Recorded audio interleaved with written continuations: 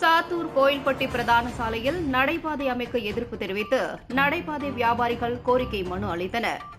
விருதுநகர் மாவட்டம் சாத்தூரிலிருந்து கோவில்பட்டி செல்லும் பிரதான சாலை மிகவும் மோசமான நிலையில் பழுதடைந்திருந்ததால் ஒரு வருடத்திற்கும் மேலாக பொதுமக்களும் வாகன ஓட்டுநர்களும் மிகவும் பாதிக்கப்பட்டனர். அதைத் தொடர்ந்து சாத்தூர் நகர மக்கள் அடுத்தடுத்து நடத்திய பல்வேறு கட்ட போராட்டங்களுக்கு பிறகு கடந்த சில மாதங்களுக்கு முன் புதிதாக தார் சாலை அமைக்கப்பட்டது. இந்நிலையில் புதிதாக அமைக்கப்பட்ட சாலையின் இருபுறமும் நடைபாதை அமைக்க உள்ளதாக நெடுஞ்சாலைத்துறையினர் அறிவித்ததாக கூறப்படுகிறது.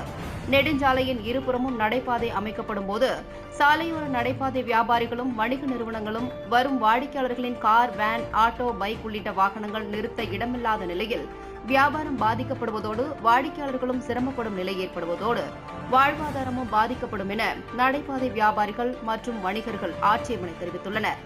இந்நிலையில் வாகனங்களை நிறுத்துவதற்கும் நடைபாதை வியாபாரிகளுக்கு உரிய ஏற்பாடுகளை செய்துவிட்டு நடைபாதை அமைக்க வேண்டும் என நடைபாதை வியாபாரிகளும் வணிகர்களும் வாகன ஓட்டுநர்களும் சாலை போக்குவரத்து மாவட்ட தலைவர் விஜயகுமார் தலைமையில் சிஐடியு மாவட்ட செயலாளர் தேவா, சாலையோர வியாபாரிகள் சங்க தலைவர் பாண்டியன் மற்றும் நடைபாதை வியாபாரிகள், கார், ஆட்டோ, வேன் ஓட்டுநர்கள் நெடுஞ்சாலைத்துறை கோட்ட பொறியாளரிடம் மனு அளித்தனர்.